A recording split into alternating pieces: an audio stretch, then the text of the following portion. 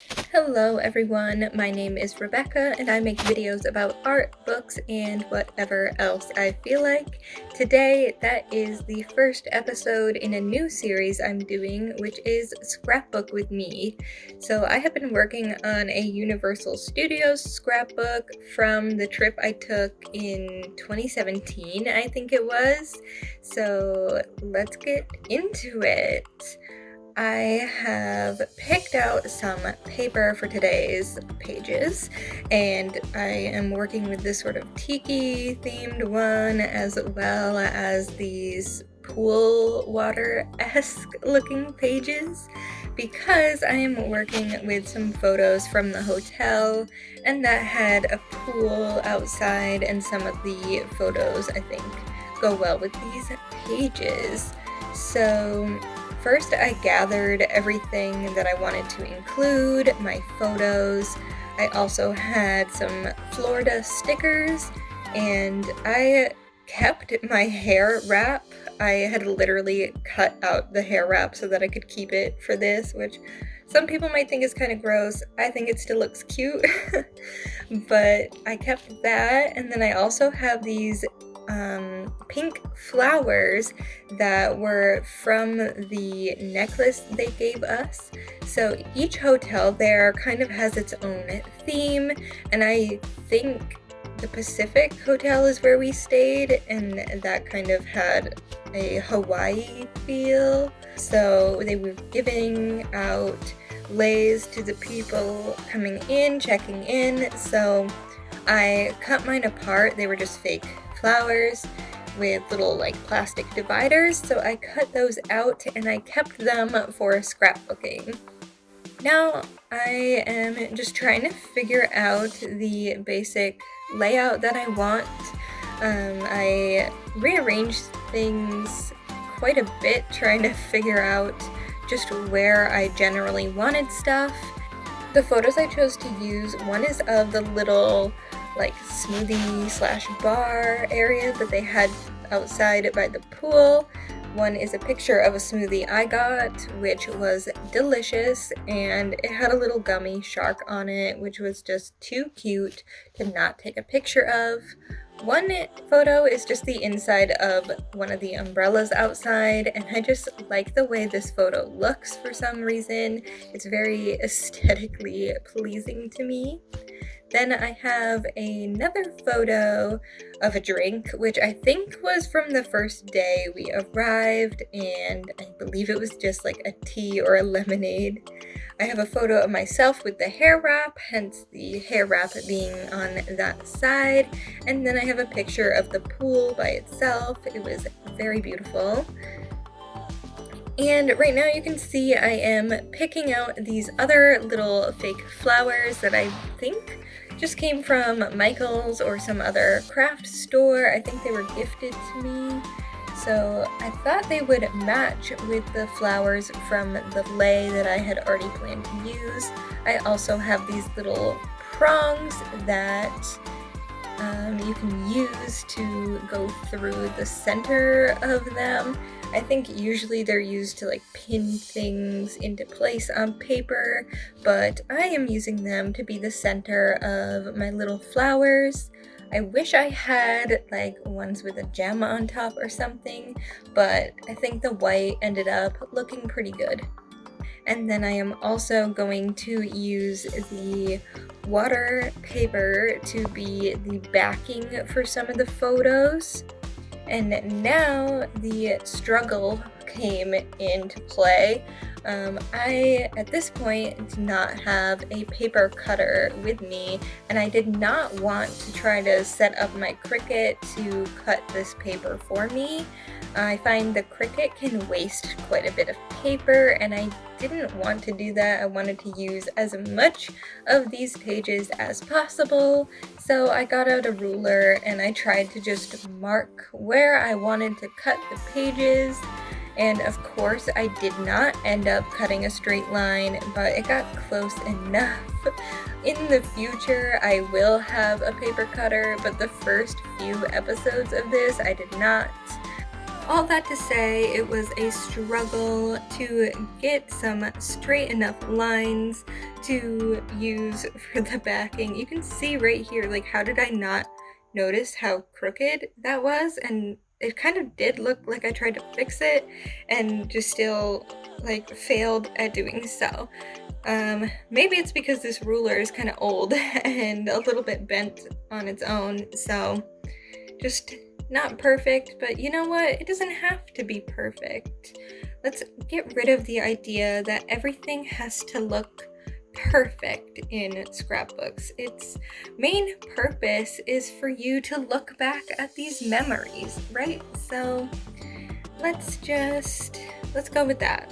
So what I decided to do was use the water backing on the 2 photos on each page that did not already include water in them, because I thought that would help those that were a little bit more of like a neutral tone stand out from the background a bit, and I thought it would be less overwhelming on the page for me to use just 2 out of the 3 photos with a backing rather than all 3. It starts to get a little crowded when too many things have like an outline.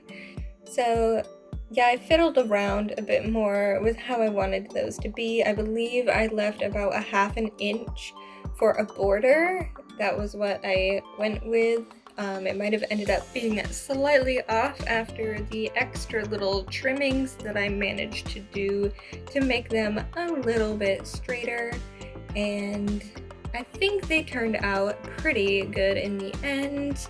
And I did speed up all of this footage so you would not have to watch me in real time. I also cut out some parts where I was just like sitting there thinking about what I wanted to do, because that would be really boring to watch. The original footage for this was an 1.5 hours long, so I'm pretty proud of myself for cutting it down to the 20 minutes or so that it is. So there I am arranging finally with the backings that took me forever to do. I tried rearranging the photos another couple times before finally gluing it down and cementing my ideas in place. And I am just using some basic Elmer's clear school glue to attach these. I do have one of those double-sided tape roller things. However, I was out of the refills for that. So I think it's called a glue glider. I have to order some new double-sided tape for that. You know, the Elmer's glue is fine. It's not the best. I do find that that and Mod Podge tends to allow for more wrinkles because it is very like wet and gloopy. So be aware of that. Choose whichever adhesive is best for you. I had that or Mod Podge, so that's what I went with. Now I am attaching the flowers. Definitely if you have these little prongs, use scissors. It makes it way easier. It saves your nails, it saves your fingers, you know, be careful. Use a tool of some kind to separate the little prong backings. And I just stacked a few of the flowers on top of each other to give them a bit of depth, and it already had a hole in the middle from being strung up on a string previously, so it made it super easy to use these. I should just look at what they're called, but that's fine. So this is kind of what the first page is looking like. I think it looks pretty good. I kind of wish that the umbrella didn't look like it lined up so much with the top photo, but that's alright. I think it looks good in the end, and there's enough of a contrast going on between the background and now the border and the photo. I think it looks a lot better, And then I think the one with the pool kind of shines on its own now, which is kind of what I wanted, so that's great. This is going to be one of the first spreads in the book, right after the plane tickets, which unfortunately I am not showing you guys because it has a lot of personal information on it, and I don't want to have to blur out like half the page just for you guys to see the kind of basic layout of the pages. So yeah, this is going to be one of the first pages in the book. And I have some pages that I have completed already, so maybe at the end I'll just do a basic flip through of the ones that I have already done so that you can see how the whole scrapbook looks together if anybody is interested. Now I'm going to focus a bit more on the second page. Also going to struggle with the backings for these ones as well. All of my paper, by the way, that I'm using in this video comes from scrapyourtrip.com. They have paper for just about everything that you can think of. They also have a lot of die cuts as well. But they have a whole section just for Universal Studios themed papers. They have character papers, general just park themed papers, and all sorts of things. So a lot of the paper that I am using for this Universal Studios scrapbook is going to be from there. I will put the link in the description because I love their stuff so much, and you should totally check it out if you have a similar project because they have great quality things, and I'm sure you'll find exactly what you need for your trip scrapbooking needs there. So definitely check them out.